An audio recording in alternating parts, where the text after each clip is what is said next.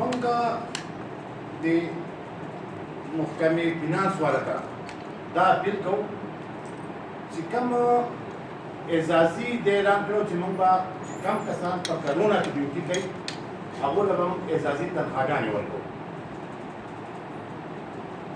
صوبایي حکومت او وفاقي حکومت هغه خلکو له اعزازي پیسې ورکړي چې کوم د کرونا سره تعلق نه ساتي.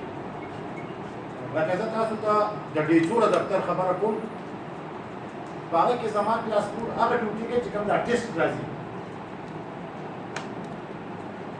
هغه کسان زما کلاسپور اختر په کمره کې دننه تېر کړی په کرونا کې، خو د اوسه پورې زما یو کلاسپور نه یو افسر تپوس کړی نه ورته چاته ډسپلین کولی وي. خو د هغې باوجود زمونږ سره یې دا زیاتې وکړو چې که ته زمونږ حق موږ نه راکړې کم از کم زمونږ حق زمونږ نه ماله. نو د دې کال هغه چې زمونږ کم چاپولو هغه هم کرونا ته وویشتل، په هغې باندې 25% کټ ورکړو.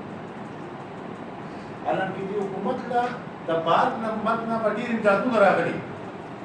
ستاسو په وساطت سره زه خپله خبره کوم، د کلاسپور صدر پیسې که په دې ملک کې پیسه لري،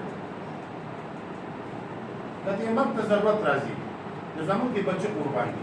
دا ول نظامونه تنخواګانې کټي، خو مراعات دې نه کټي.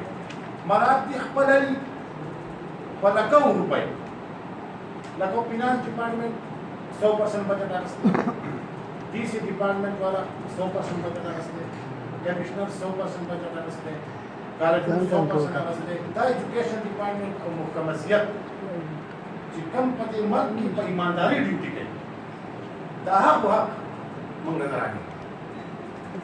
نو زه ستاسو په وساطت سره ورته دا خبره کوم چې کم از کم موږ خو د دې ملک موږ هم انسانان یو، موږ هم بیماري لرو، موږ خپل بچي پرېښودي او راغلي او په دغه ځای کې په شپه ورځ ډیوټي کوو.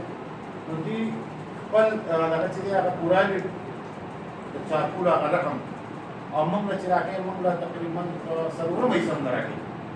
نو موږ خو ډېر صبر وکړو، خو بیا چې زه کله اول خراب او نه ده کېږم تاسو زما وروڼه یې او الحمدلله ستاسو د وجې نه موږ درسره ډېر مراحتونه وشي.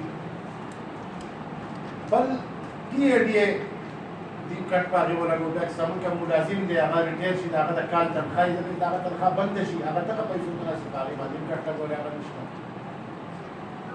نو موږ صوبایي حکومت ته وایو او خاص کر محمود خان د دې علاقې دی په دې ځای کې سبق ویلی، په دې ځای کې وړوکی لوشی، د دې سواد د یخنۍ ورته پته ده، زموږ د دې سکول د څوکیدارانو ورته پته ده.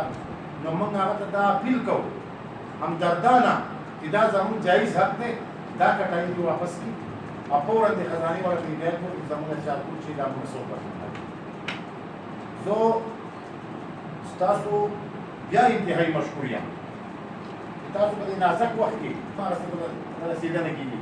نو موږ دا تمه لرو تاسو به زموږ دا مشکلات تاسو چې دا به زموږ هغې ته ورسوئ او یو ځل زه بیا ستاسو انتهایي مشکور یم، تاسو ما له مقرره کړه او موږ دعا کوو او د الله تعالی نه توبه وباسو چې موږ څه ګناهونه کړي د هغې نه دې خدای پاک موږ ته معاف کړي.